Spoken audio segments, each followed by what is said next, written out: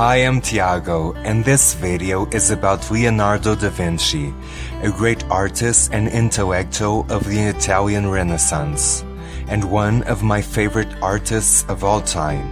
Leonardo da Vinci was born in 1452 in Tuscany, Italy. His father was a Florentine notary and his mother was a young peasant named Caterina. At the age of 5, he moved to his father's estate in Vinci. Leonardo received little formal education, but his artistic talents were evident from an early age. At 14, he began an apprenticeship with Verrocchio in Florence. He learned many technical skills including metalworking, leather arts, carpentry, drawing, painting, and sculpting.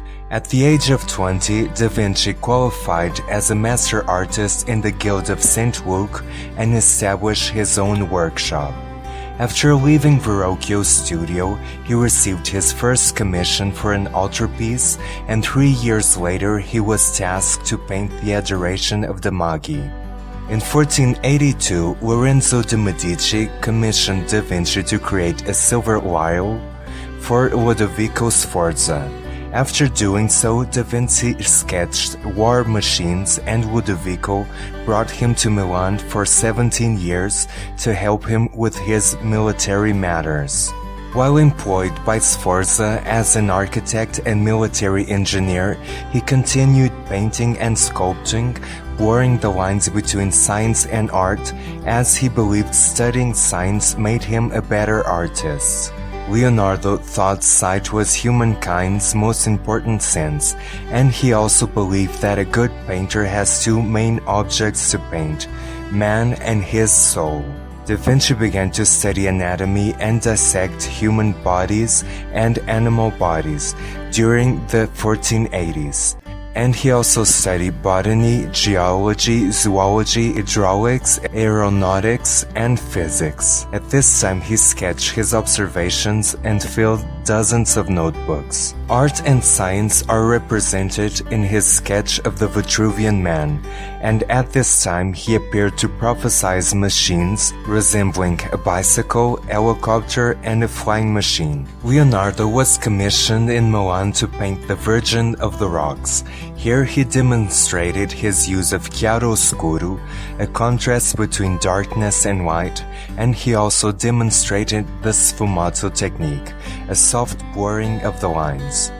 Around 1495, Da Vinci started to paint The Last Supper. Here his decision to paint on dried plaster instead of the fresco technique led to its premature deterioration. Da Vinci returned to Florence in 1502 and started to work in the Battle of the Aghiati, and at the same time he started working on the Mona Lisa, characterized by her enigmatic smile. The Mona Lisa was forever a work in progress, and today the Mona Lisa hangs in the Louvre Museum in Paris. Leonardo returned to Milan in 1506 to work for the French rulers who had overtaken the city. Because of political problems, Da Vinci moved to Rome in 1513, and the Pope Leo X gave him a monthly pension along with a suite of rooms at his residence in the Vatican. In 1515, King Francis offered Da Vinci the title of Premier Painter, Engineer, and Architect, and Leonardo departed to France never to return. He continued work on his scientific studies until the age of 67 and died in 1519. What inspires me the most about his work is his deep appreciation for beauty and his astonishing painting technique.